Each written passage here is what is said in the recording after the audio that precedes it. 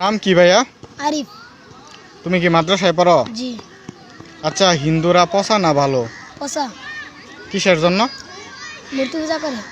মূর্তি পূজা করলে কি হয়? হারাম। এটা হারাম। জি। আচ্ছা আচ্ছা, এই জন্য হারাম কাজ যারা করে ওরা পচা। জি। এটা মানে কি তুমি শিখছো এটা?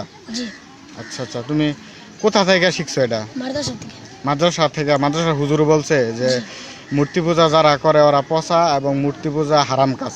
জি। এটা মাদ্রাসা থেকে বলছে? ও আচ্ছা, এই জন্য তুমি হিন্দু করে পচা মনে করো? জি। আচ্ছা, মাদ্রাসা থেকে আর কি শিখছো? জিহাদের কথা। জিহাদের কথা? জি। জিহাদ কি? অমুসলিম অমুসলিমের সাথে যুদ্ধ করা। অমুসলিমের সাথে যুদ্ধ করা। জি।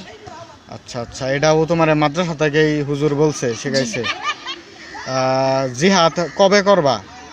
ইমাম মেহেদি চলে আসলে। ইমাম মেহেদি চলে আসলে জি। জিহাদ করবা? জি। এটা কি হুজুরেই বলছে? জি।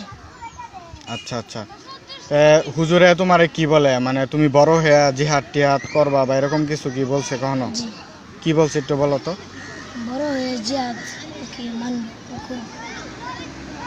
বড় হয়ে জিহাদ করবা এটা বলছে? জি।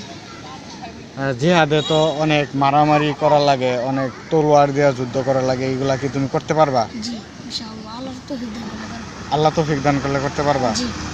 এই কনফিডেন্স, মানে এটা কি তোমার হুজুরে সাহস দেয় সবসময়? জি। আচ্ছা আচ্ছা, ঠিক আছে।